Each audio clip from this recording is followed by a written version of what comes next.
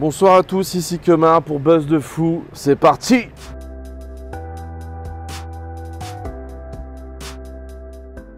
Salut à tous les amis, bienvenue sur Buzz de Fou. Nouvelle interview aujourd'hui avec l'une des plus grandes stars de YouTube. Tout ce qu'il touche, c'est de l'or. Cinéma, YouTube, livres, il fait tout, il fait de tout. Je suis super content de le recevoir aujourd'hui sous un grand soleil, sous le cagnard, mais c'est pas grave. Je suis super heureux. Monsieur Kemar, comment ça va? Ça va très très bien, merci de m'accueillir ici même, sur ce rooftop, on est bien, on est posé.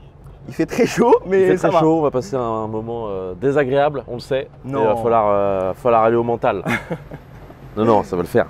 Ouais, ça va, ça va. Alors, tu grandis à Vanves, Tout à fait. juste à côté de Paris.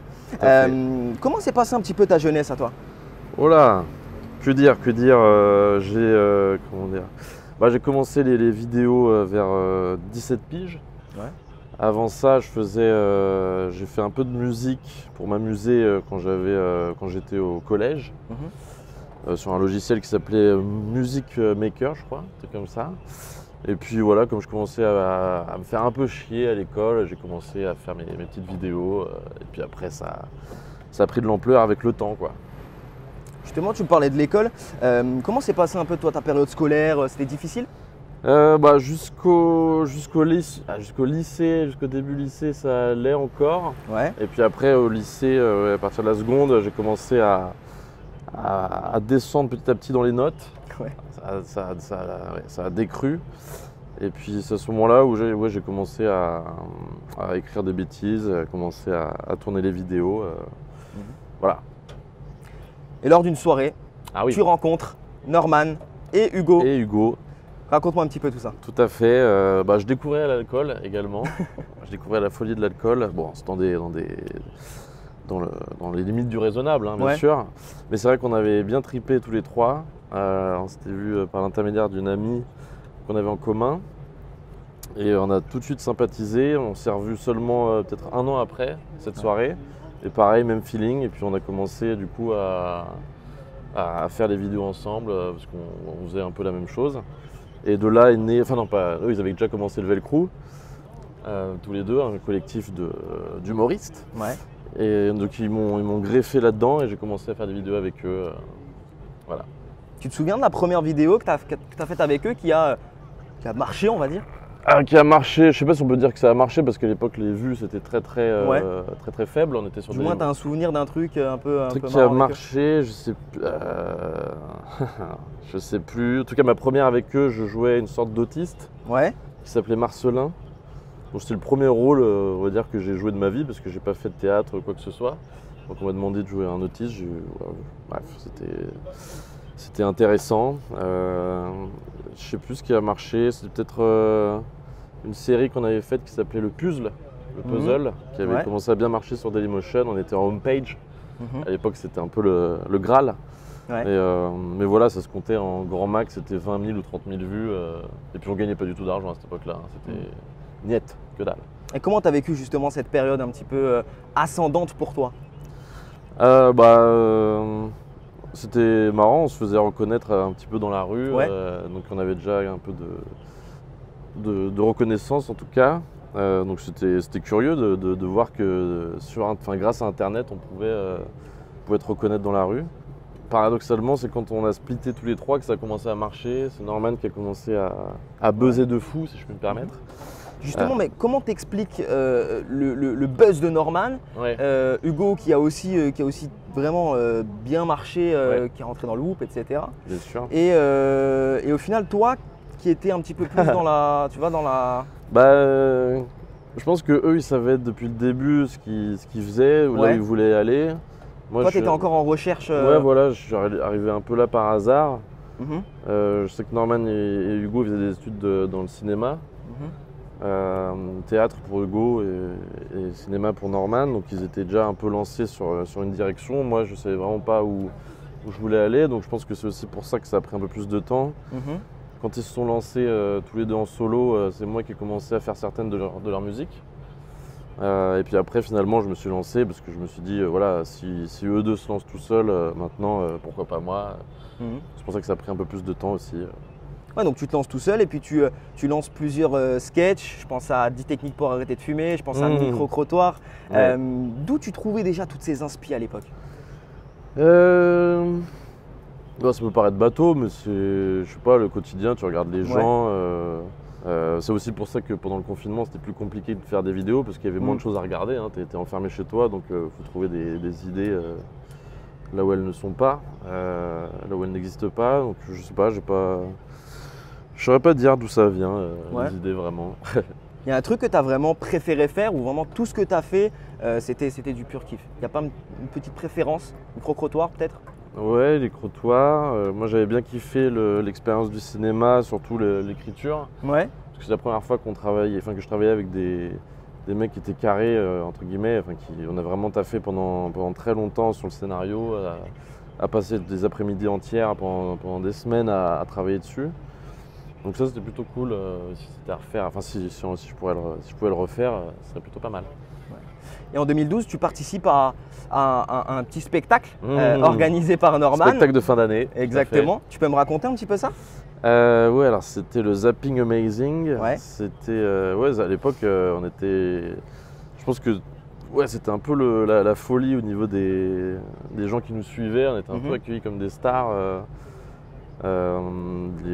C'était des très jeunes qui nous suivaient, mais c'est vrai que ça hurlait dans les gradins, un peu partout. On avait un tourbus, on avait fait plusieurs dates et tout, et c'est vrai que c'était un peu la vie de rockstar mignon. On était très gentils.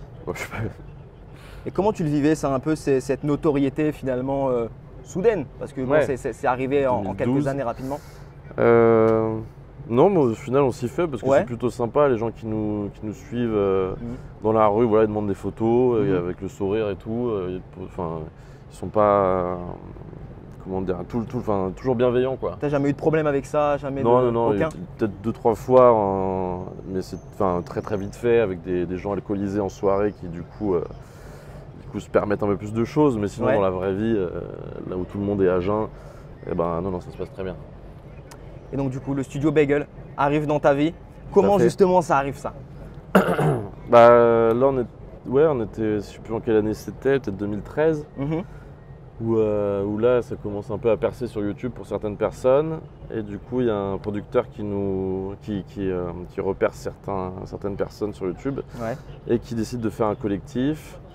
Et là aussi, c'est le début aussi de la professionnalisation, alors qu'avant, on faisait des vidéos avec une petite caméra ou l'iPhone. Et puis là, du coup, on commençait à avoir des vraies caméras. On faisait des réunions d'écriture et tout, donc ça commence à devenir un peu plus sérieux, quoi.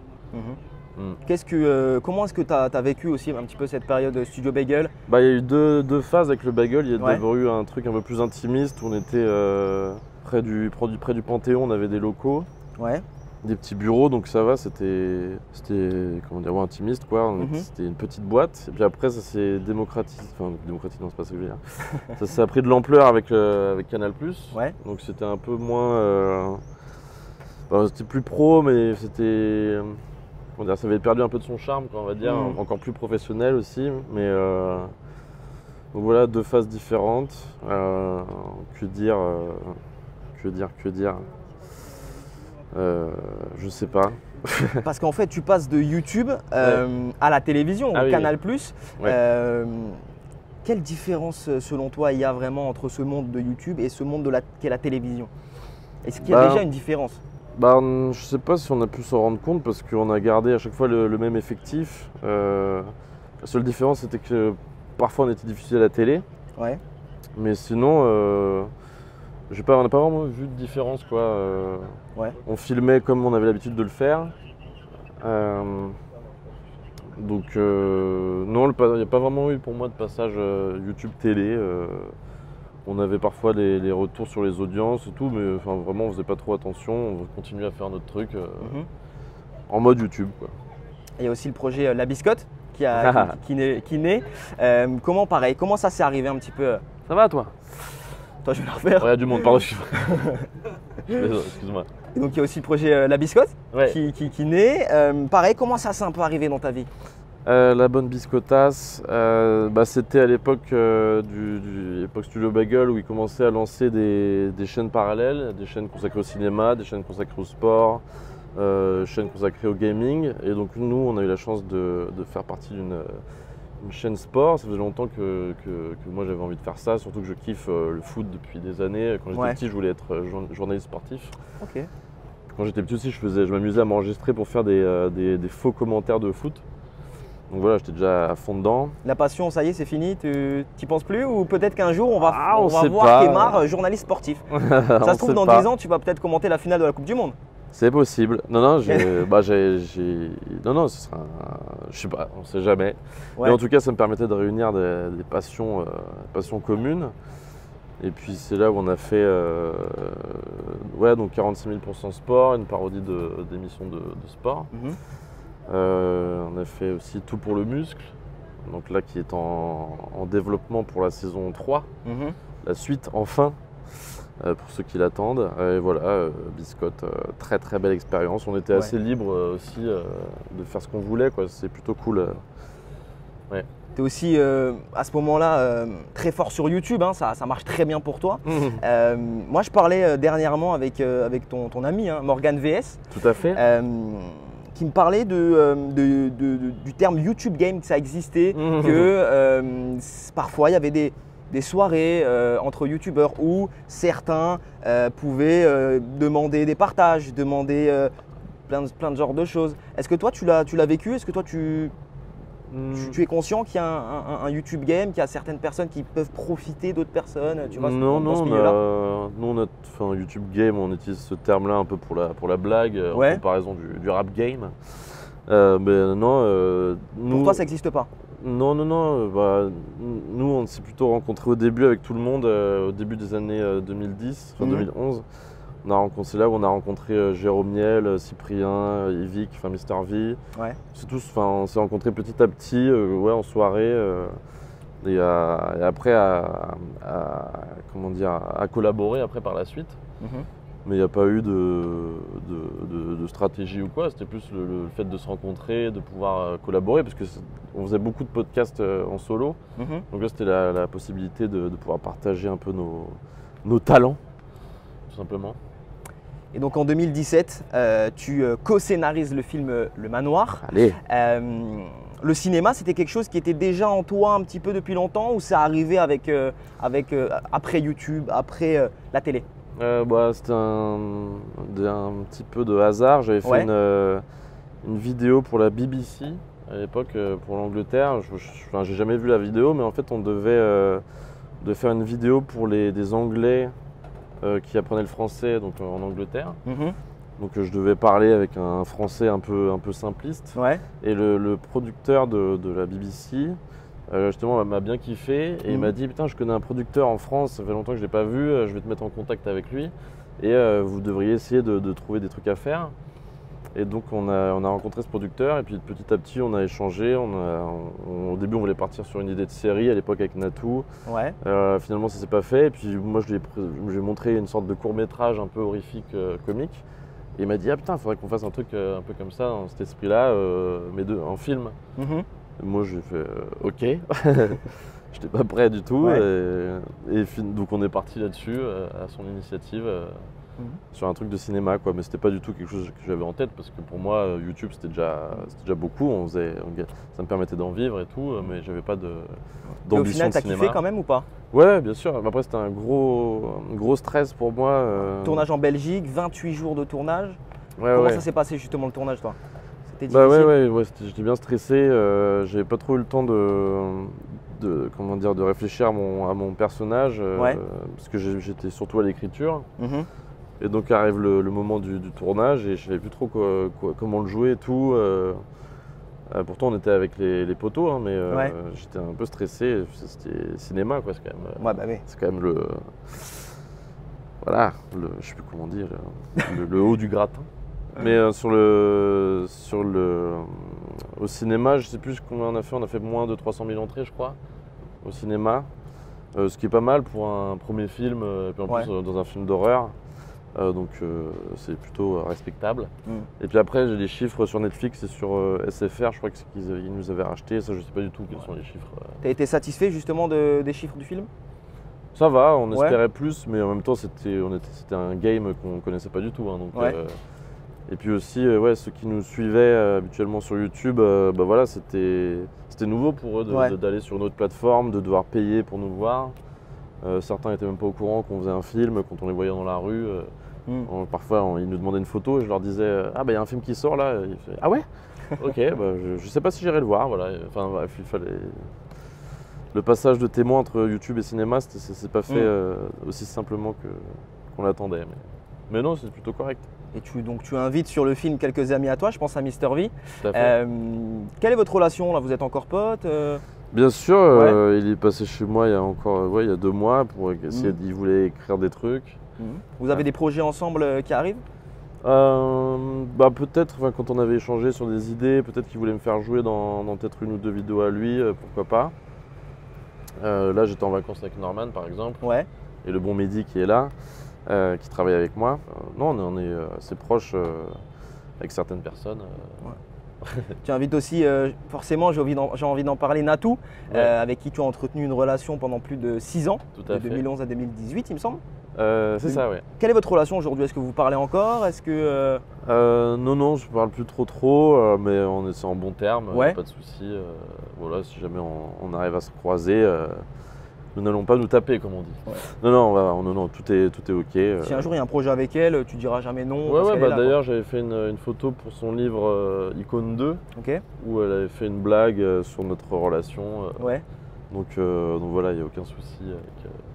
Elle a, Avec dit cette personne. elle a dit dans une interview avec Sam Zira que ça a été difficile pour elle de devoir l'annoncer à des Ouais. millions de personnes. Toi, ça a été pareil? Tu as ressenti aussi ce… Bah, moi, je voulais pas forcément l'annoncer parce Ouais. que j'avais jamais l'habitude de m'épancher sur ma relation Ouais. privée. Donc une fois que ça s'est fait, dans ma tête, c'était notre truc à nous et on n'avait Ouais. pas besoin de le balancer sur les réseaux. Après, le fait est que que je sais plus pourquoi ça s'est su. Après, elle a reçu, c'est surtout elle qui a reçu plein de messages parce que c'est peut-être les filles, parce que Natou a plus d'abonnés filles que moi. Mhm. C'est peut-être les filles qui étaient plus,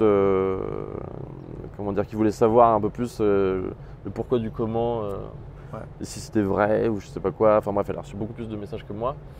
Donc elle a senti le besoin de faire une vidéo pour annoncer le truc et qu'on arrête de l'emmerder un peu avec ça, quoi. Comment t'expliques cette longévité comme ça? Parce que tu es toujours là, tu fais encore beaucoup de vues, tu es toujours présent sur la Après, scène. c'est comme ça commence à devenir long, forcément ça fluctue. Il y a des moments où je suis moins là, des moments où il y a moins d'imagination. Mhm. Là, je suis un peu plus sur Instagram. Je me suis mis à TikTok aussi un petit peu, Ouais. même si un peu moins. Enfin, je suis plus sur Insta. Mhm. Je fais pas trop. Avant, je faisais des podcasts, mais là, j'en fais plus trop, voire pas du tout. Mhm. Euh, Tu as connu à un moment donné, pendant ces 10 ans, un moment où tu as senti que c'était en train de descendre, un moment où tu as senti que tes projets, ils étaient, tu vois, c'était un petit peu difficile, un petit peu plus difficile qu'avant de trouver des nouveaux concepts, que ça marche, etc. Ouais, bien sûr.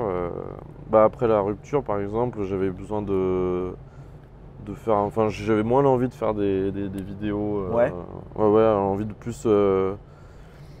Je sais pas, voir la vraie vie, entre guillemets, ne pas forcément tout le temps créer des choses. Et puis de toute façon, il y a besoin de faire des pauses aussi pour retrouver la flamme. Mhm.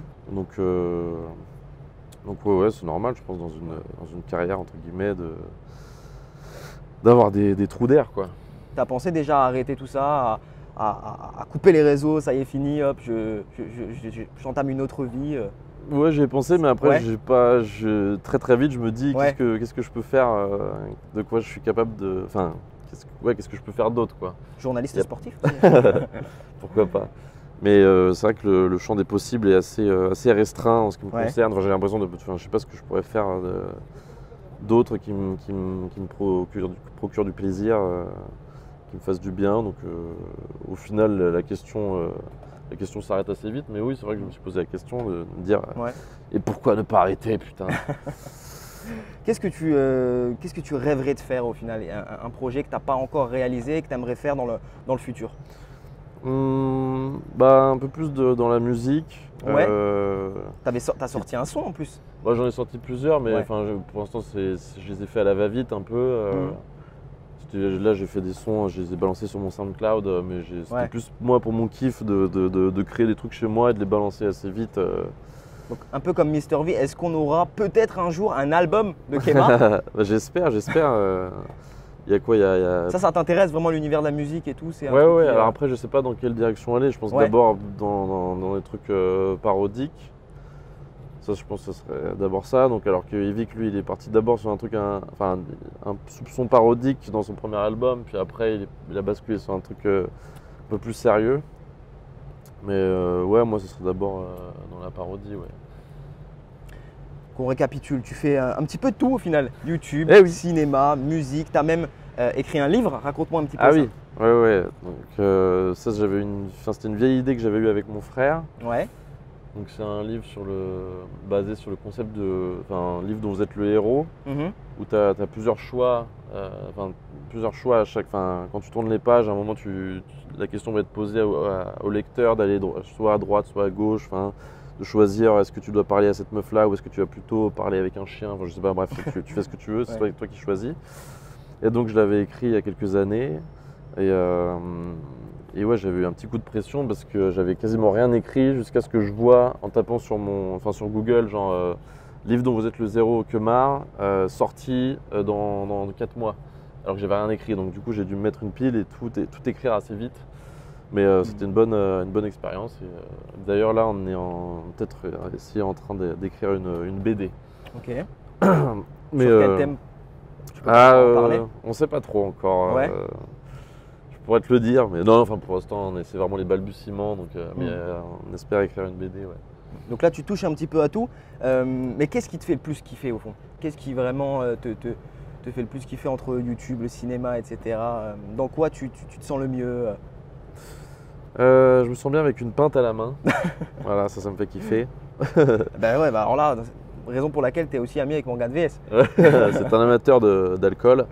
Non, qu'est-ce qui me fait le plus kiffer? Je sais pas. Pour l'instant, j'ai pas Tu fais réussi à me tout focus et- sur un truc. Ouais. Ouais. Justement, c'est la diversité qui me fait kiffer. Et justement, pour toi, c'est important ça de se diversifier, de faire un petit peu tout, essayer un petit peu tout pour voir ce qui te plaît le plus, là où on est le meilleur, là où on est un petit peu moins. Ouais, voilà, je suis un peu le N'Golo Kanté de YouTube, hein, je vais un peu partout. Ouais, Voilà, je suis à la fois milieu de terrain défensif, mais parfois je me projette vers l'avant, ouais. tout en faisant des passes. Non, je sais pas. Pour l'instant, je reste polyvalent. C'est pas toujours une qualité, hein, mais Mhm. on verra. Peut-être que bientôt j'arriverai à me focus sur quelque chose. Peut-être la musique, comme je le disais, on verra. Et donc, qu'est-ce que tu peux nous annoncer alors? C'est quoi tes prochains projets? Alors j'ai quelques buzz en préparation. Saison 3 de Tout pour le muscle. Ouais, Une autre série en développement sur le monde de la nuit. Hein, je pense que ça nous manque tous. Donc c'est clair. ça peut faire. Réouverture en juillet normalement. J'espère bien. Donc voilà, série qu'on essaye de vendre. Une BD également, comme j'en ai parlé, qu'on Mhm. est en train d'écrire là. Ouais. Quoi d'autre? Je sais pas, plein de choses. Non, je sais L'avenir nous le dira. pas. Voilà, exactement. Tu me voles les mots. Qu'est-ce qu'on peut te souhaiter pour la suite, Kemar? Bah, comme je disais précédemment, beaucoup de pintes. Ouais. Énormément de pintes dans la gueule. Il y a beaucoup d'alcool là quand même. Hein. Je Ouais, pense que non, c'est le non. soleil Mais qui est en toujours train de bien, taper, comme vous pouvez le Oui, voir. c'est vrai. Le soleil tape Ah, je dis des vraiment bêtises. très fort, ça fait 30 minutes là, on a pris je pense déjà 14 coups de soleil. Exact. Donc ouais, on peut me souhaiter de la crème solaire également. Ouais. Non, je sais pas. À la santé, Ouais. à la base.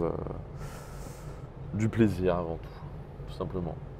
Eh ben écoute Kemar, merci beaucoup d'avoir été Merci avec à nous, vous. sur Buzz de Fou, c'était un réel plaisir, on te suit De depuis même. très longtemps et on te souhaite C'est plein gentil. de belles choses, plein de réussites encore et félicitations bravo pour toutes ces années de carrière.